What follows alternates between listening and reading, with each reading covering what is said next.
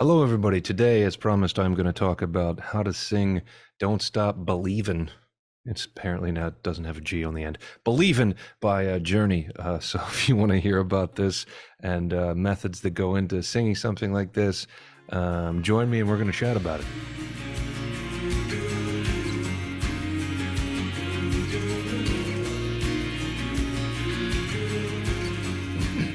All right, so had a bout of acid reflux last night for some odd reason, and it has my voice a little bit on edge. It's not working the way I would want it to. I tried to record this earlier, and I was just like, I shouldn't do this. But coming back to it now, I think it'll be all right. It's important to recognize, of course, I'm not Steve Perry. I can do all these things, and sometimes it works better, sometimes a little bit worse. It depends on the way you warm up, how much you've been singing this or that, and I think it's sometimes more important, and one of the messages I want to relay is that you should kind of be gentle on yourself in your progress and allow yourself time to develop these things. And some days things are going to work better, and some days they're not. But especially when it comes to singing other people's stuff, because like, where does that end? Like if you're like, oh, I want to be able to sing like this person, I want to sing this person's songs, like you're just going to keep yourself like compounding interest and building like, I'm not good enough because I can't sing like that, or I can't be able to do that. Why can't I do that? I've been down that road many times. So in that way, I'm going to show you a lot of different things in this video. We're going to talk about Steve Perry, and we're going to talk about his voice a little bit. And we're going to go through some of the acapella of him singing this song. And then we're going to have me sing some of this as well. The important thing is to remember here too, that he was a higher voiced male than I am. Coming in about 5'7", he had a higher voice than I do. I'm about 6'3" and 200 pounds. So I'm a baritone. He was a tenor. Could have been, I don't know, considered a high tenor. I'm not really sure.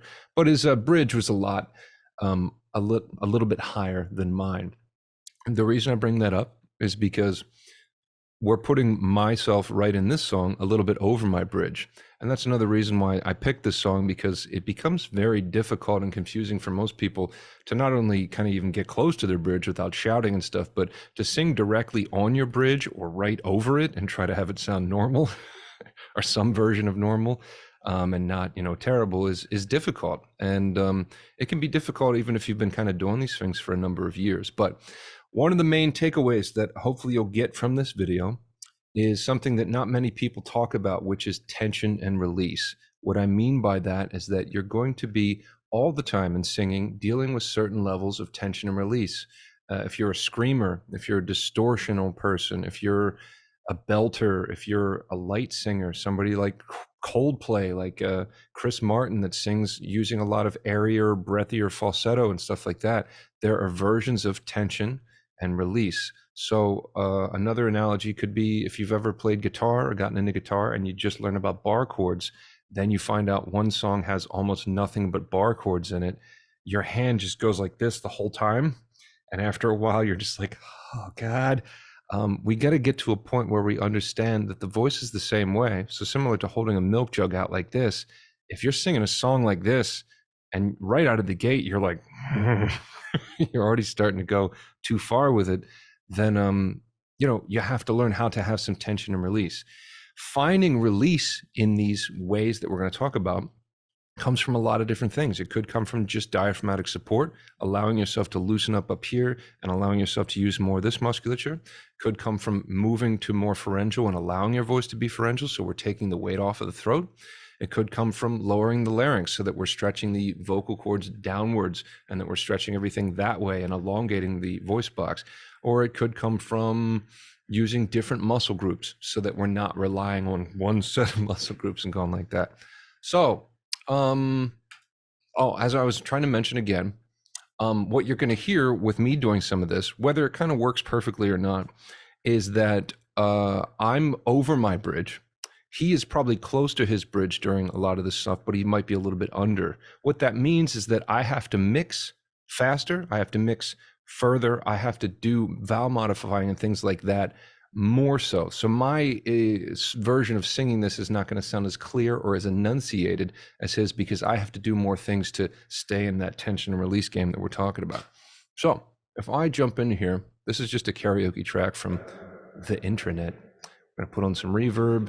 We're already compressed. and then we're going to put on just some random delay that's not set to anything in terms of particular speeds. And let's see if I can do this first verse.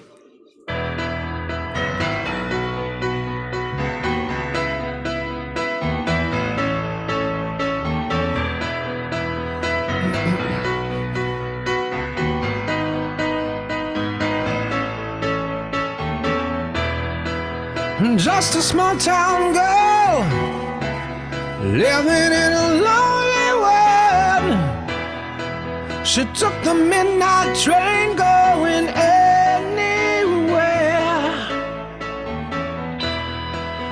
Just a city boy, born and raised in South Detroit. He took the midnight train going anywhere.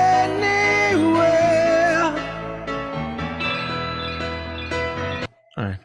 Yeah, that was all right. So let's go over the notes really quick. So right out of the gate, my bridge as a baritone, let me turn this off. My bridge as a baritone is right at F sharp 4. So your bridge as a male might be closer to that, or maybe you're a female watching this too, which is you're still going to get all the helpful information and things like that too. But that means that coming up to F sharp 4 perfectly as the male baritone voice for me, my voice is always going to be right there perfectly at that bridging moment. So there's things I have to do to circumvent that. But this song is right here up at G sharp. So we're 2 half steps or a whole step higher. Just a small town girl. Ma, ma, ma, ma, ma. So first of all, obviously, I think I've said first of all like 18 times already. But first of all, if you're having trouble with something like this, always easier to break it down with one vowel or one sound. So if I did that, ma, ma, ma, ma, ma, I can definitely keep my jaw and a lot of these tension things where I need them to be without going just a small town and having a lot of heavier enunciation.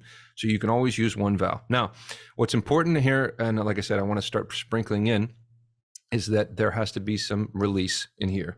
So meaning if I'm right at my bridge, typically for most people, especially if you're starting to get in a mixed voice or starting to practice trying to sing higher, you're going to be here, meaning you're going and you're pulling all this tension up, or you're going to be really weak and you're going to be confused about where the voice should sit. And your voice is really just going to keep on and going back and forth between where should I sit? And you're really going to feel that. And you're going to feel it in the neck and everything. I want you to start thinking about your bridge as a physical location instead of some elusive, weird thing, term or whatever. Think about it like your hard palate. That is what your pressure and tension is going to be building up against. And then when it releases, it's because too much pressure built up here against that hard palate. Or if you start to learn how to circumvent and move that tension around, you can move it backwards up where that soft palate is, and the pressure will move up into your sinus cavity. There's a lot of space to be utilized in the sinus cavity, and you can build pressure up here too, which means that there's a lot of things that we could do to alleviate the tension from down here. So first lesson here is pay attention to how nasal Steve Perry is. You might not have ever thought about him being nasal. He's using the fuck out of nasality in this song. So if we listen to him for a second, you'll hear that I was doing a lot of that nasal too. You need to, once again, if you're singing and you're recognizing that the resonance of your voice and everything is an elevator, like this, it wants to move. It cannot sit right here.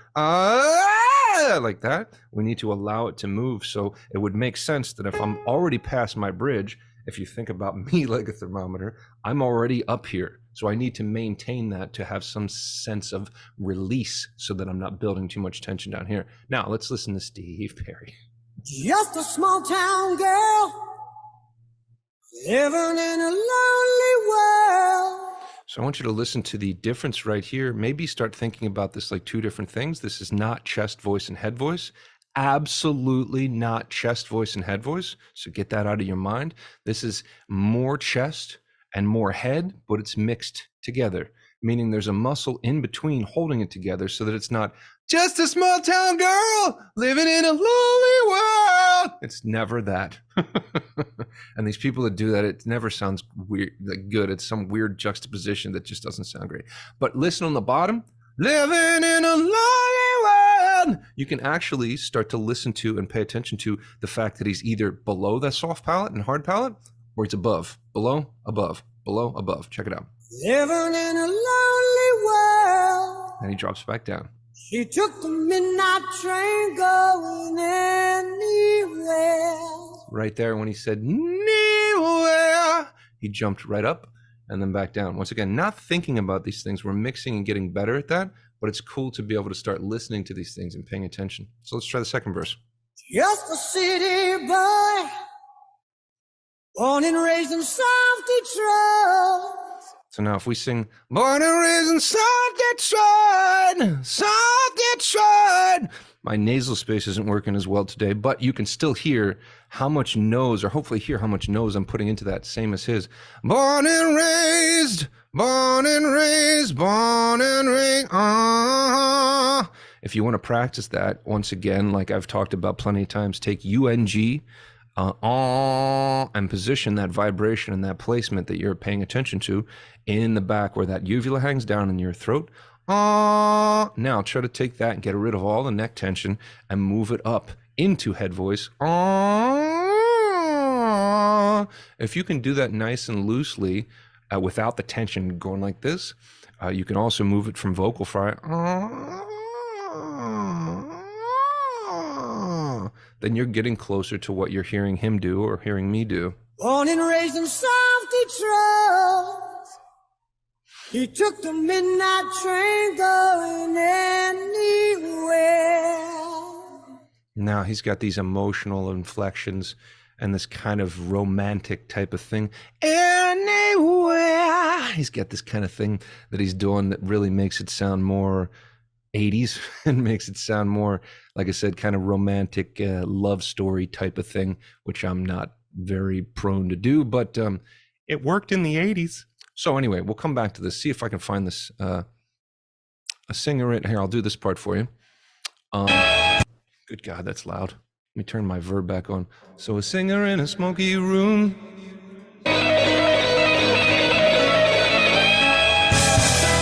A singer in a smoky room. The smell of wine and cheap perfume. And for a smile they can share the night. It goes on and on and on and on. Strangers waiting. So now, wait 10. You hear all the modification I'm doing in there that I have to do? So if I do this again. A singer in a smoky room. It's room, right? Not for me, it's not. So I'm keeping my jaw open, and think about it again like this. If I'm above that bridge, most importantly above that bridge, so I'm sitting in more of a I cannot use my jaw anymore. I can't use the muscles in my jaw, more importantly, is what I'm trying to say, or essentially is what's happening.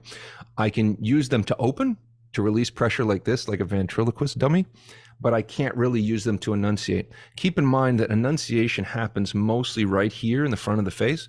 Singer in a smoky room, smell of wine and cheap perfume. Just little bits of subtleties right in the front. We can try to keep that, but if we have any of this singer in any of this stuff going on, like the Californians, these loud cheers, we can't do that. We have to literally start to learn to isolate and get rid of that because it's not going to work. So once again, exercises like the ones you heard me do are exercises where you're looking in a mirror and trying to train yourself to keep your neck loose.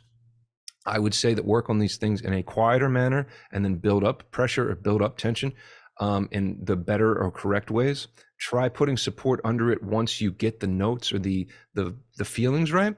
The tendency, and why I started this out talking about being gentle again and saying about my voice not being perfect, is because most people, when they cannot do something, they start applying force, and then they apply more force, and then what's going to happen is that the muscles are going to try to acclimate to allow you to do whatever you're trying to do. And then you might get somewhere that sounds something like something, but that's, once again, that's not how we do any of this. We start off small, try to make these sounds. They're small, squeaky sounds. Christmas Vacation. Sorry, it's a really squeaky sound. Anyway, and then we start to put support underneath of them so that we can try to make them louder. sometimes you're not going to be able to add more pressure to something that's not already properly set up or coordinated correctly. Keep that in mind. Again, I'm vowel modifying so you see me and hear me opening more or modifying a little bit more. What I mean by that is that I can't put the pressure in here and I'm just accompanying by opening up more, thereby releasing into my vowel modification, releasing more into the vowel. I'll show you maybe in a slower way singing through this. A singer, can't sing that. I have to go singer. Do you see how I'm using that to open vertically? Singer in a smoky room. I should be able to move my jaw like that. Singer in a smoky room. Can't do that. Room. Smell of wine and cheap perfume. That's easy for me. It's a real big jump because it's cheap, but E is the hardest vowel to sing. So I'm going more to A. It's more like a Chris Cornell type of rock thing, but that makes sense for me. That's almost a high C. So a lot of people are going to have to change that vowel considerably. Once again, I'm not thinking about these things. I did learn these things kind of way back, but I'm going by feeling. So try to sing cheap. Cheap perfume. I can't do it. Cheap perfume. If you're doing it correctly, you should be able to sing it higher and higher. Cheap perfume. Cheap perfume. I should be able to stay nice and open, and it just increases in the way that I'm going about it. Does that make sense? In a smile, you can share the night. For a smile, they can share the night. It goes on and on and on and on. So not too much there, but let's jump into the next part. Let's listen to Steve Perry do it again. For a smile, they can share the night. It goes on and on and on and on. Strangers waiting up and down the boulevard. Their shadows. Are you starting to get to a point where you can hear? Oops. Are you starting to get to a point now where you can hear him jumping from bottom to top? Boulevard and the shadows searching in the night. Up, down, up, down. Hopefully that's starting to make a little bit more sense. Notice too that he's actually being relatively quiet in this, close to almost kind of a whispery thing. That's why I throw in that word romantic thing, because he's kind of going, singer in a smoky room. He's kind of doing this almost whispery kind of quieter thing. Much harder to do on stage and do live, but worth mentioning. Working hard to get my fill. Okay. Shadow searching, street lights, people. I want to mention here too how great he was at enunciation, even though he was doing this. But here, let me listen to one more thing I'm going to show you. For a smile, they can share the night. It goes on and on and on and on. Strangers waiting. So right here's that note again. Tin. He's able to get that E in there. Waiting. If I try to pull in tin like he's doing, I'm dropping right into my neck and into my throat, and I can't do it. So mine would be waiting, waiting, waiting. And it stays way more, there's way more release. And then once again, if I was singing there and it's a little bit tense in the bottom, I get to release into 10. And I can take that way higher, and I can kind of feel a sense of, once again, the milk jug coming back in. And then if I'm starting to go like this again, I can pull that back in just by modifying that vowel, just opening it back up instead of waiting like that. So important to remember. Up and down the boulevard. Hear it again. Up and down the boulevard. Moving back behind the soft pout and back down. Shadows searching in the night. Beautiful. Let's get to the note that everybody likes and they clap when you do it at karaoke. Street lights, people. You can hear the vowel modification a little bit there. People, people. Of course, it's people. It's not people, but that's another way of releasing. People, living just to find emotion, hiding somewhere in the night.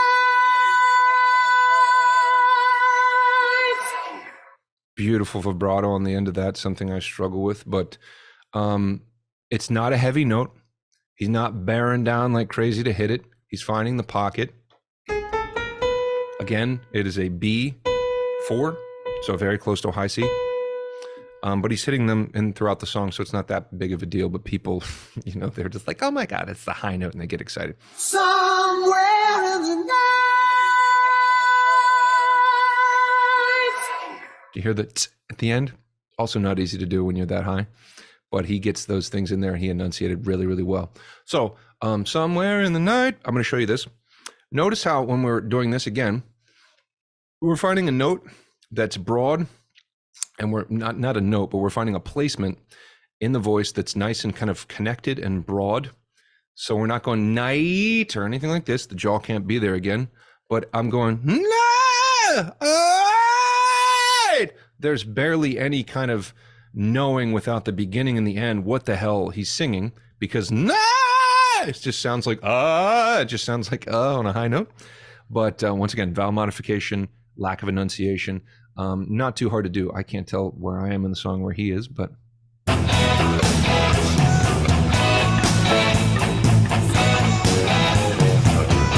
perfect. So yeah, you already heard me do it, but here, we'll do it. Then somewhere in the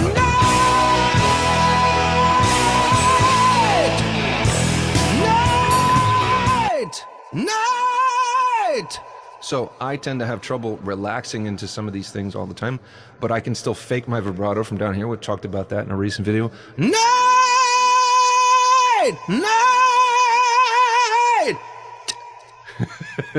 Coming back with the I hope some of this is making sense.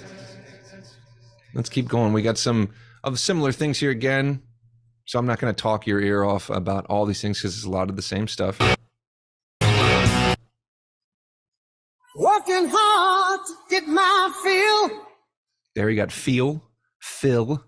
But again, for me, working hard to get my fill. It's more of a release for me to go fell instead of fill. Fill pulls in this again. So if you feel yourself doing that, it ain't gonna work. Working hard to get my fill.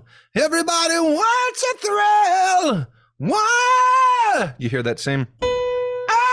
Oh, finding that same spot in that same pocket right there. Working hard to get my. And here, hard is perfect for nasality too. Working hard, hard. You hear how much it goes into the nose there, especially with him. Working hard to get my fill. That is another version of release. So I mentioned this too, and I've done this scale plenty of times, but just right through a bridge like this, take UNG. You're going to probably find yourself, if you haven't practiced this enough, in a position here where you build tension and then you flip, or where you just kind of jump over to head voice. But what you're going to try to find is something that's connecting in this sound on a muscular level that's allowing you to rise. You're still going to feel like you're taking the tension down here in chest and you're kind of giving it over to the head, but you're not just going, you're not doing that. We're finding something that connects the two, which is through nasality. So UNG, or you can go with EH, like that.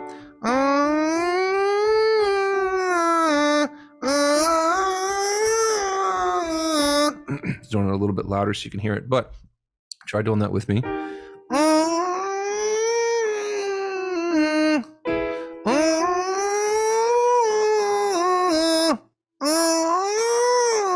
Like I said, my voice is a tiny bit crispy. Apologize. Apologies for that. Apologize.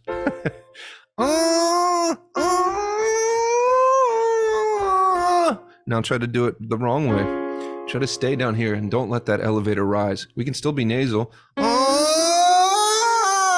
you hear that my placement, instead of moving backwards and instead of pulling myself inward like this, it fell forward, and it makes me want to take my head and go like this. If you find yourself singing songs, or you find yourself practicing, notice if your physicality is starting to go like this when you're singing and you have a tendency to want to pull up your head. What that is that most of the time, unless you're just a good performer and it looks cool or whatever the fuck you're doing, if you're singing higher songs, a lot of times what this is doing is stretching your vocal cords out this way. which tends to be problematic because that's not you functioning and using your vocal cords the way that you want them to. You're literally going like this and they're stretching because your neck is going like this. We tend to want to practice and understand that the voice works better like this, where we have correct posture. I don't mean to be one of those classical trainer people too, like, what's your posture like? Keep your posture. I want to see you sitting up straight. all that stuff. But you'll definitely notice as you sing mixed voice, you sing distortion and scream and all that kind of stuff, and it gets more difficult. It's better to keep your head pulled in and keeping your head down a little bit. Also, with most of my students, I have them put their head down most of the time with practicing this stuff because we're trying to project the voice backwards and up into the nasal cavity. So going like this almost puts like a extra step in there, and we're trying to move. So if you're thinking about it like a line, it's connecting like this. If I go I'm already flipping just because I'm putting my neck out like that. Make sense? Hopefully it does. Okay, keep it moving. Keep it moving. Everybody wants a thrill. So there's a little bit of vowel modification. Everybody wants a thrill. You didn't say thrill. Everybody wants a thrill. Everybody wants a thrill. But you see, I have to go a little bit more vertical with it. Thrill. Than anything to roll the dice just one more time. Nice. Some will win, some will lose. Some are born to sing the blues. Oh, the movie never ends. It goes on and on and on. So the movie never ends, and I'm going to wrap this up because I know I've already been talking for a long time. But the movie, he gets movie in there a little bit. I want you to recognize one more thing here with tension and release. This muscle under here in the jaw, it's basically the swallowing muscle. If you put a finger right here and you swallow, you're going to feel it go and move around. That muscle a lot of times wants to interact and it wants to stretch the vocal cords out like this. If you start to feel that kicking in, that muscle is not a healthy muscle. It's going to happen and it's going to integrate its way in certain ways. But if it starts having more and more of a reliance, if you start to have more and more of a reliance and that muscle starts to grab a hold more, it's going to grab a hold more and more through the set. It happens to me very often. And you can kind of enunciate and everything, but then once again, it's going to trap you in this position. And then your vocal health and things, all kinds of stuff starts to happen. So be careful with that. When he said movie, I could hear a little bit of his jaw kick in down here. Oh, The why I can hear that is because there's more of a he's not vowel modifying as much. Movie, a V comes in. oh, the movie. Well, the movie. I would still have to go movie. Well, the movie never ends. It goes on and on and on and on. Anyway, then we get back to the chorus. Let's do some of this end stuff so we can talk about that. Hitting even higher notes. Somewhere. By the way, you should know too that you're hearing a vocal double in these choruses. That's why it sounds more lush. It's the same thing sang the exact same way, layered on top of each other. Somewhere in the night. Same thing. Don't stop believing. There's a harmony, of course. Hold on to that feeling. So there he was still open, but he had enough E in the front so you could hear feeling. So now he's way up to C sharp. How lucky of a guess was that? Feeling. Hold on to that feeling. You can hear the release in that too. If we're talking about tension and release again, as you move higher into your upper range, more head voice is going to creep in because we can't have chest resonance in there. If we're mixing, the mix is obviously going to become more head as we go up and more chest as we go down.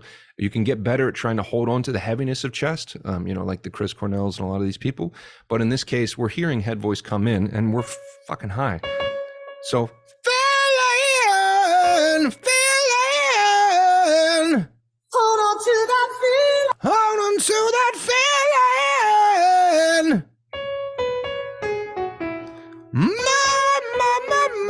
Ma. Hear how easy it is with one vowel? People.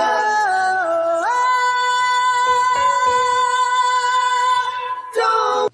So let's hear if that's a real vibrato. Oh, it's just so great. I think it is. Believe it. One more.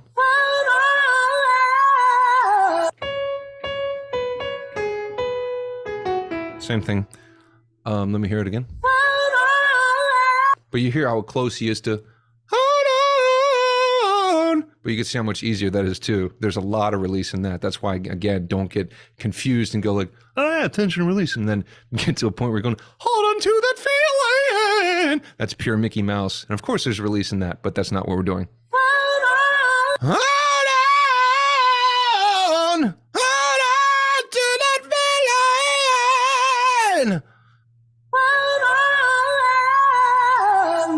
Streetlights, And then he does one more as it trails off. believe it. Hold on to that feeling. Still great enunciation. Hold on to that feeling. If you're practicing this stuff again, one last thing I'll say here, and I hope that you got some stuff from this. I know that it kind of seems like meandering back and forth, but it's just me talking through the lesson, me analyzing his voice, me breaking down some of the things that you're hearing. But like I said, I wanted you to mostly plant the seed in your mind about tension and release and how that kind of happens, how we're finding different ways to jump to a different position, jump to a different coordination, and give ourselves a second to kind of rest so that we're not just going the whole song and like picking up a weight and trying to get through it. That's very much something you cannot do in live music, or you're just going to be worn the hell out. Or as I've mentioned too, your muscles will just keep going like this and going like this. And then once they lock in a certain positions, you cannot unlock a muscle. You can't get in there and just be, everybody give me a second while I just massage. You can't do that. You're gonna have to come up with different ways to circumvent this. What would I suggest practicing? I would always practice being more nasal, on purpose. First, and I've talked about this plenty of times, but first you're going to be experiencing it like, hold on to that feeling, straight lights, people. But feel the difference between people and how easy it is, how much of a release you can get by becoming nasal. Now, again, what you heard me doing there was much more pointed, kind of smaller spaced pharyngeal. But you'll start to relax into that and have it become part of the voice as you practice it. But you've got to put the practice in on it and start to kind of. Here's always a great thing too about practicing this stuff. The more you practice it, the more you're going to start hearing it in other people's voices, and you wouldn't have before. You'll be like, oh shit, that like right there is using a lot of nose. I didn't hear that before. So that's one of the first things. I didn't talk about lowering the larynx necessarily, but I've talked about that in plenty of other videos. We're always going to be in a state of getting closer to our bridge, and instead of allowing the larynx to rise and the pressure to build like this, we counterbalance that by lowering the larynx again. There's plenty of exercises for that I've explained. If this is your first time watching a video from mine, O to oo works really well. As we go to oo, as we move closer to our bridge, we start to yawn and lower the larynx. Oh, don't stop believing. Don't stop believing. So right there, I'm singing right or closer to my bridge or over my bridge just by lowering the larynx instead of this like this. And the last one, of course, is learning what the cry muscles are. The more I get into this stuff and the more I keep teaching, the more I keep hearing so many subtleties in people's voices. I just heard a thing from Guns N' Roses the other day, like a live vocal only of Axl Rose. And really, he was really jumping back and forth between this lower chest and his right in the time, but between that and his mixed kind of distorted sound. And that's just a great lesson again in understanding how this stuff works, instead of feeling like everything's supposed to get heavier and more awesome as you go up. It does not. It changes. It's very, very similar to a drummer playing a single stroke roll like this, like that. But then as you go faster, you just keep going like this and using more and more muscle, right? That's not true. You learn how to use smaller muscles, and you learn how to use your fingers and wrist, and then you can vibrate the sticks, or you can bounce the sticks, and you're not still going like this. You're going like this. Same thing with the voice. Same thing with so many things on the planet, in the universe. Tension release and learning how to do that. Same thing with guitar. If you're just play downstrokes like this, you'll be running out of steam after a while, and then you start learning how to use less of your wrist and learn the ergonomic parts of your body, etc. If that's the right word. So I hope that you got something out of this. I hope that this helps a little bit. And if you have any questions, hit me up. I'm on Patreon as well, always teaching more things over there. I love those people supporting me, and it means a lot to me. So if you want to become one of those folks, I would love that as well. You can ask me questions over there, and I'll respond. Thank you very much. I'll talk to you soon.